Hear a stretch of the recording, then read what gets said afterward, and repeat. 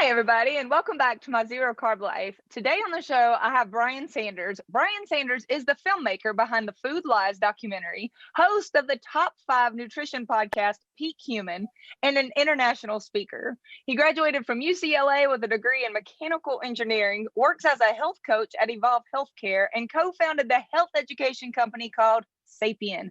He also works to spread awareness of regenerative agriculture and aims to increase access to well-raised animal products through his company called Nose to Tail. And I also want to add that company Nose to Tail makes a primal spice blend that could make dog poo taste amazing. I'm convinced of it. No, I haven't tried it, but I'm convinced it is so good. Such a great blend, and it's clean. It's not got sugar in it. Excellent product. So welcome to the show, Brian. All right. Yeah. Thanks for having me. Brian, here's what I want to know from you. I saw a post the other day that said that you spend 22 minutes per day, twice per week, working out. And you were standing there looking all ripped and flexed. And I was like, okay, Brian, that's 44 minutes per week. And I always tell people I only spend 5 to 10 minutes per day on exercise. Now, Brian, I am a very to-do list oriented person. I want to know every single day. In fact, I commit to something and I tell people I'm doing it because I said I would. So every single day for many months now, I have done 50 squats per day, 20 push-ups per day, a 30-second sprint as fast as I can, 30 seconds. And then that's all of the running I'm going to do. And then I usually jump on my trampoline for a few minutes. I've got a little indoor rebounder trampoline. And I get it all done in about 8 minutes. So I thought, well, I don't spend that much time. Well, I did the math, and it turns out that 7 times 8 is 56. And that's more minutes that you are putting, more than you're putting in. So I want you to explain to people, because others have told me that what I do, the same exact thing every single day, really isn't the most effective way to spend an hour per week or less. Tell me, what would you recommend? Well, I love that. I love that you're doing it. I love that you're consistent. I love that you have a to-do list. And it's not the end of the world. I think people should do what you do as a starting point. And that'll get them going. It'll give them a habit and you'll start getting results. But then I think you'll plateau at something very quickly, right? So you probably plateaued at that a while back, but you're still staying active and anything is good, right? Any movement, exercise, all that is good. So I don't want to discourage people from doing that. But what I like to do is be effective, right? With eating, I like to eat nutrient. My little tagline is eat densely, move intensely, right? So eat densely side, right, is the animal foods have the most nutrient dense nutrition that's bioavailable to humans, right? So you want to be efficient in your eating. Right? If you try to get enough protein from plant-based foods, you're going to eat too many calories. And right, that's part of the deal is why people lose weight and do well, because it's nutrient dense. So I want to do my workouts in that same dense fashion. It's effective and it's quick and it is telling my body to get stronger. And to signal your body to get stronger, you have to have some kind of progressive overload, which means you need to be moving up in weight each week, right? So you don't just go in the week in and week out and do the same routine. You have to tell your body, become stronger. Doing the same 50 squats and the same 50 push-ups isn't telling your body to get stronger. It's telling it all I need to do is be as strong as I need to be to do these exact same movements. So I've played around with a lot of different workouts over the years, but I've never done more than, say, 50 minutes, more than an hour per week in the gym. So if you look at any year since college, so that was 16 years ago was the last time I actually went to a real weight room and actually, did the big barbells and bench press and all those big things and spent more than an hour per week. So for the past 16 years, I have not done any of those big, I didn't need a gym. All I used was dumbbells and pull-ups and dips. So I just wanted to throw that out there that you can do this at home. You can do this at a cheap hotel. That's what I also kind of built it around. How can I make this sustainable? How can I do this? It's almost an experiment for me. What could I do to see results, but not have to get a gym membership and not do a CrossFit workout?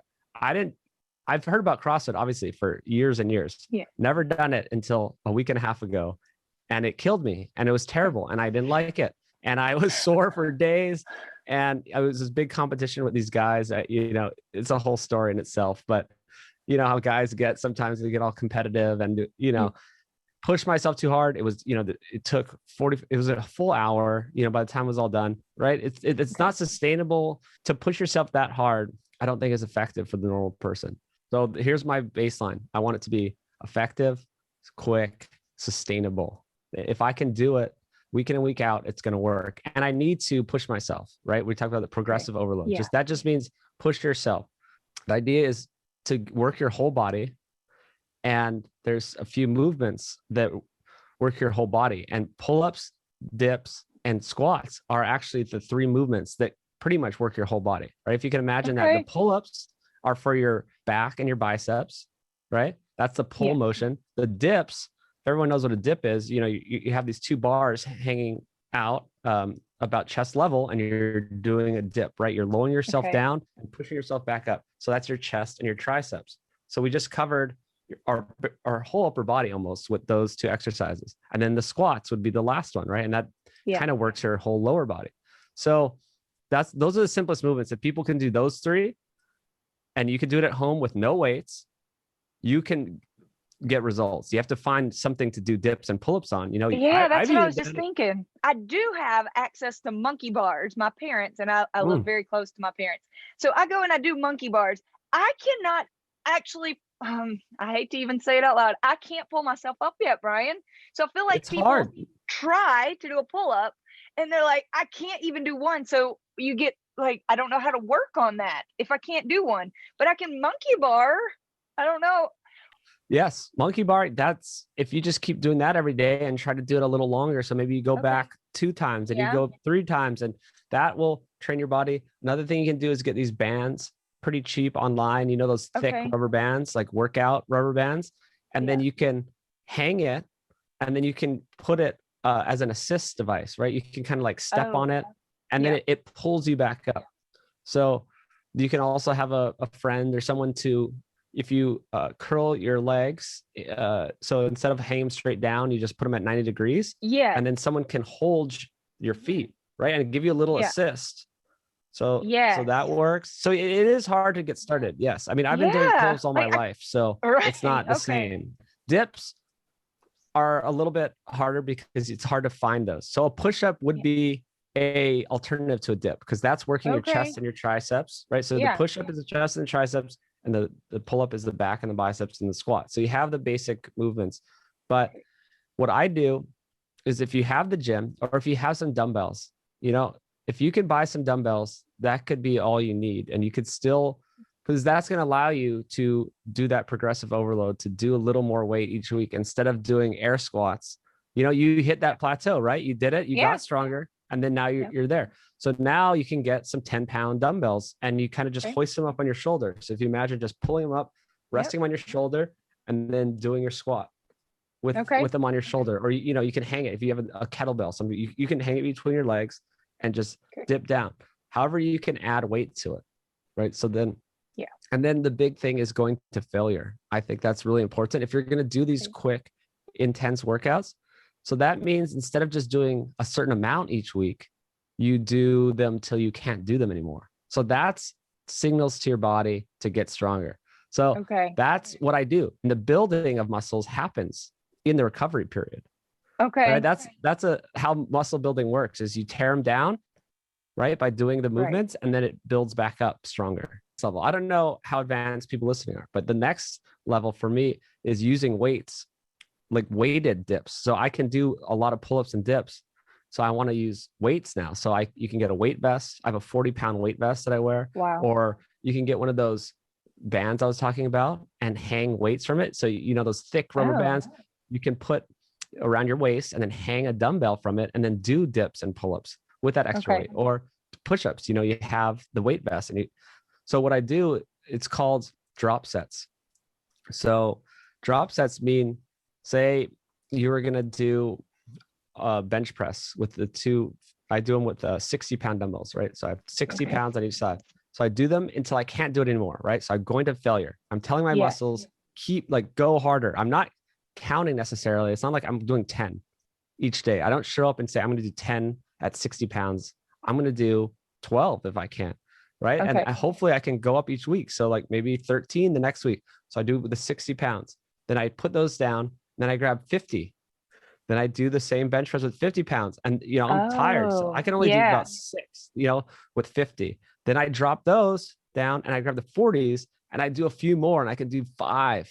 And that is the whole idea around this workout is you're going to failure and you're doing the drop sets to quickly and efficiently hit that point where your muscles have to get bigger and stronger and adapt, right?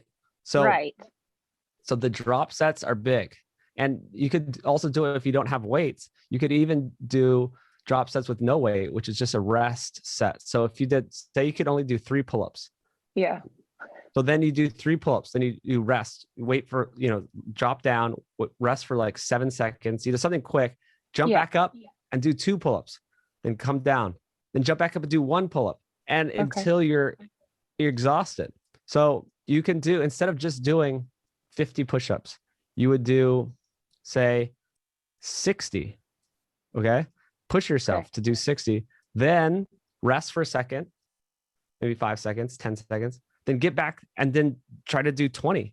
After you just did 60, you're tired. If you can do, I don't know how many more you can do. Say it's 20, then rest for a second, then get back down and do 10. Right. And then, so if you, that one simple change, you could just do the 3 simple movements we talked about, the push-ups, pull-ups, and squats, and just go to failure, right? And go do what I'm talking about and do it. That would be the most basic thing to do, is just, instead of just doing 50, do 50, then stop, then do 30, and then do 20, and then do 8, something like that. So by the end, you're done. Your muscles are tired and you're done with that part of your body. So I did all this by talking to many smart people. Like I didn't just randomly, make this up. Well, I've also been playing sports. I've been in the gym my whole life, here and there. But when I really started learning more, was talking to the researchers. Like there's a guy, Keith Barr, PhD. He's the strength trainer for the Michigan football team, or he was. And now he's a scientist and he works on building muscle. And there's another guy, who did I talk to? Well, Ted Naiman is good. Dr. Ted Naiman, people may have heard of him. There's Stu Phillips. He's another protein muscle researcher. And so these guys are been telling me that you can train your muscles, like going to failure. Like these guys, are strong guys. They do all the research. Keith Barr says, I go into the gym. I do 1 set on each machine to failure with, I think he does drop sets too. And you're done with that muscle group. So I said I split up between push and pull days. You could also split it up on upper body and lower body days. So you could do push-ups and the pull-ups, and you do those to failure, and it could still take you just those 8 minutes. Right. So that's your A day, push-ups, pull-ups. It's your upper body day. And you could add to it more if someone, has dumbbells and wants to do shoulder press or something like that. It's your upper body. And then on the B day, you could do the sprinting and the squats. And then you just switch every day. And I think you'll get a lot better results if you just make that one switch. So instead of doing it all at once, you're splitting it, you're getting your body rest, right? So it's like upper body, lower body, upper body, lower body. And you're just going harder. Instead of just hitting a certain number, you are going to failure, dropping down, dropping down, dropping down. So I would say if you're an everyday person, then that is the way to go. And the other option that I kind of do, because I only do it twice a week, it's because I'm playing beach volleyball all day, Saturday and Sunday. And then on Monday, Wednesday, Friday, I have a Wednesday, I'll sprint. And then Monday and Friday, I'll actually just go for a long walk, something like that. And so I do something every day, but really only in the gym, it's those 22 minutes twice a week, which is what anyone can do and see results. But I do like to do something every day. And so, yes, I would walk for, I'm not into cardio. I'm not into the slow, steady state jogging. I'm into either walking, or hiking and doing something like that for, an hour. I listen to books or podcasts, or sprinting, right? And doing it brief, intense sprints. but I just don't think the in-between is very good where you're just jogging. I don't think that does very much. Oh, I hate jogging so much. I used to do it a lot. And I hate, people would say, once you really get into it, you'll love it. I hated it as much at the end of a year as I did the first day. Just, I don't know, so much plodding. I'm not a good runner. Now, if I'm up on my toes sprinting, and that's my requirement, when I do my sprint every night, again, it's just 30 seconds. I sprint to the end of the cul-de-sac and I sprint back. But my rule is I have to be on my toes, no heels. Like, yep, absolutely, as fast as I can. But when I jog, it's just boom, boom. I'm a plotter. Yeah, it's heel toe, heel toe. Yeah, it's no good. It's ineffective. I did a whole podcast. There's a great woman, Cynthia Monteleone. I did a podcast with her very recently. She's called Fast Over 40 on Instagram. Oh, yeah, I've seen her. Really great. She has the world record for 43-year-olds. She's 44 now, but she's the fastest woman in the 100-meter dash at 43.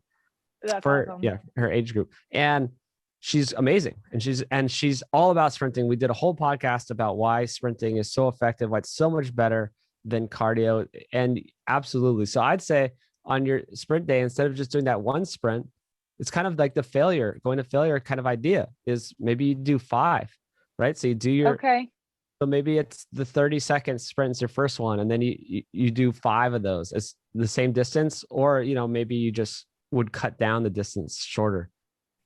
But then I would only do that every other day.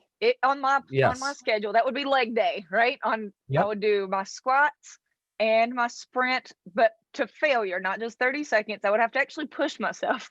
Yep, that's it. Okay. Absolutely. Sprints and squats. And then on the other days, then I would do my push-ups, pull-ups, dips, anything upper body. Yep. Upper body. Absolutely. Right. Brian, I am one of these people where if somebody gives me a suggestion, and I'll tell you that people have given me similar suggestions through the years, and until I'm really ready, you know how it is. And when you say, "Oh, thanks, that sounds good. Thanks, that sounds good," and you know in your heart you're going to keep doing exactly what you've been doing. But if I tell you I'm going to do something, that means something, and I'm going to look you in the eye right now, Brian. I'm telling you. Starting today, and let me think, should today be, well, I'm going to Carowinds today. Carowinds is like Six Flags where you walk the entire day. So maybe today could be part of leg day. It won't take long to wear myself out today when I get home. I will tonight, instead of just doing 50 squats, I will start with 50 and then, well, maybe you said start with 60.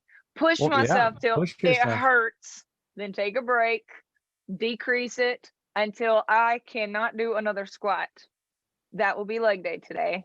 And I will not do my push-ups. It's going to be hard because it's like a checklist. I'm in a habit, but I'm not going to mess with my arms today. But tomorrow I will do push-ups, not just 20, but to failure. And I'm going to try to I'm not going to try anything. Either I'm going to do it or not, right? I am going to go buy a pull-up bar. I'm doing it. You got it? I love it. Okay, I love it. I'm getting a pull-up bar. This is it. Use it. Yes. We're going to make it happen. This is so great. This is so great. And even see if while you're there, you can buy some kind of weight, Oh, yes. Yeah. You can do it'll be quicker and more effective to not have to do 60 squats and then do 40 and 30. You're going to be doing hundreds. Okay. You could do it a lot quicker, right? The whole idea is to get to that burnout point, right? Okay. So if you have weights, you're going to get to that burnout point quicker, right? That's true. Yeah. I do have 2 10-pound weights here from Do that many years ago. Squats. So I could start with that with the squats automatically. You're right. That'll cut my time down to where I cannot squat anymore. And then you can drop them. I hate the sound of that.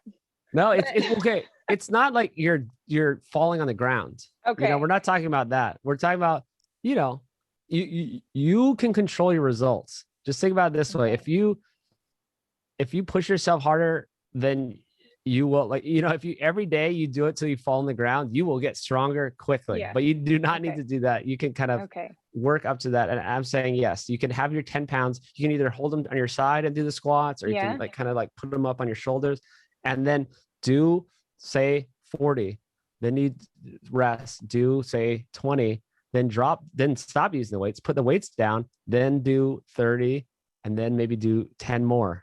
Right. Okay. So yeah. I'll tell you that the part of my body, so I've lost 120 pounds, but it was many years ago. So things have, mostly gotten back into place. Everything's okay. I'm not saying it's perfect, Mm. but there's a lot of weight to lose. The number one thing that I do not like about my body is my rear end. It is, you lose a lot of weight and you can see it on a rear end. Are Mm. squats, weighted squats like you're describing, would this be a good way to help try to build up some muscle back there, or is that literally going to just do legs? No, that will tone it up, right? Okay. It will not. Okay. And some people are worried, oh, is it going to get bigger? Like it will not get bigger. Okay. No, no, no, no. That Okay. takes a lot of work. Yeah. It will tone it up. Okay. Now, I do think compared to several years of my carnivore life where I really didn't do hardly any exercise at all, I was just having babies and trying to stay alive. I mean, it was a Mhm. lot, just Yeah. survival mode. I wasn't doing workouts. I do think that just even adding in that 50 squats minimum per day, sometimes I do more, but 50 minimum, I can see a difference back there. Oh, So I, 100%. yeah, it's helping a little bit, but I'm going to take it to the next level starting tonight when I get home from Carolyn's. I'm doing it. I love that. Anything I else that you love that. think, oh, hey, I saw you made a post about your daily routine Mm. and kind of how you work that. Touch on that just a little bit for folks. That was interesting. Yeah. I try to just make it simple. I'm food lies on Instagram or food.lies. And I try to post stuff like this. But my idea is I am like you. I have my routine, right? My routine is I wake up and I don't eat, right? A lot of people in the carnivore world aren't hungry in the morning and they eat in a smaller eating window. And I think that's awesome. And so I don't eat until, noon. So what I do is I wake up, I do drink black coffee and, I just work and do my thing. And then around midday when the sun is at its peak, I go out and I read for 40 minutes. So I do about 20 minutes on each side. So I get my vitamin D. I'm out there. This is such a great activity, right? I'm getting outdoors. I'm getting my vitamin D. It feels so great to get on the sun. I'm reading, all these Yeah. great things. So I just make time in my day, even if you work an office job, like go out and walk, eat in the sun, like get some of that sun. So I'm Yeah. really into that. Then I eat my lunch, right? I've like, I do some, I call it the Sapien diet, which is sort of like carnivore adjacent, right? So I take mostly animal foods and then I have the least toxic plant foods on the Okay. side. I do like fermented vegetables or like some avocado and stuff like that on the side.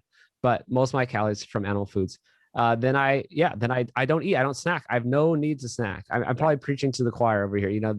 The carnivore group doesn't really need to snack, I don't think, right? So No. I'm only eating twice a day. So then I go back to work and then I do my workout in the evening. I think that's what works for me. You could Yeah. flip it. And I do my workout and then I eat. So that is my sort of growth time, like my growth mode. I'm telling my body to get bigger and then maybe I'll eat more protein. And I get, of course, just get the good sleep.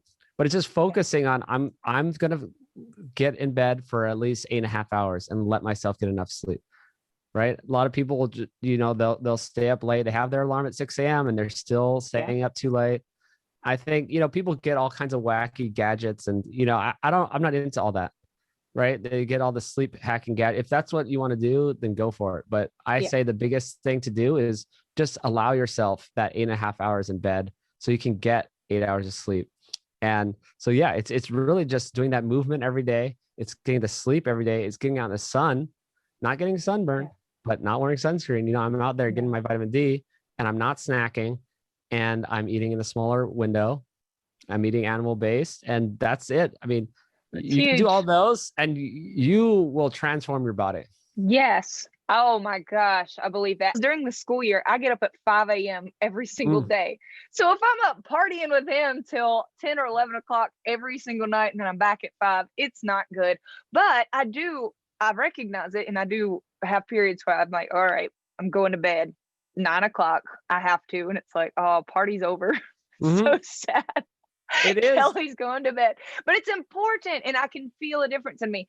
And just like you said, I frequently will take my lunch outside because I can tell such a difference in just how I feel and function as a human if I sit outside. And I do typically, I'm going to do it more even after this conversation, mark my words, but I am one to take a book. outside, or even my laptop. When I'm editing videos, I'll just go sit in the sun, in the grass.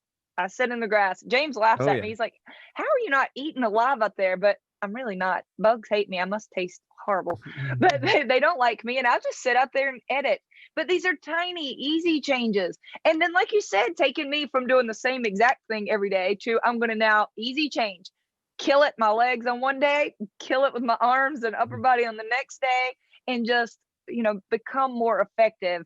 And that's really, you just seem like a really no nonsense, effective guy, but not in a way where it's like, oh my gosh, I can't possibly make that many changes. That's easy, right? Eat outside, get some sun, divide it up.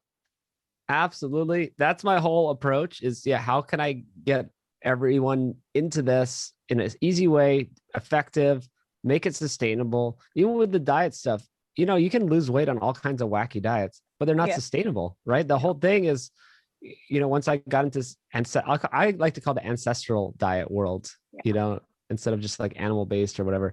That is something people can do for life.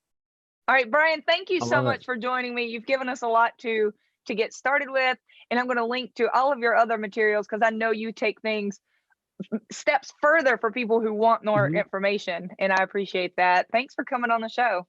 Yeah, thanks for having me, and good to see you in Austin at that meetup. That was a really good time. That was a Yeah. huge group. Yeah, fun stuff. All right, thank you, Brian. Okay.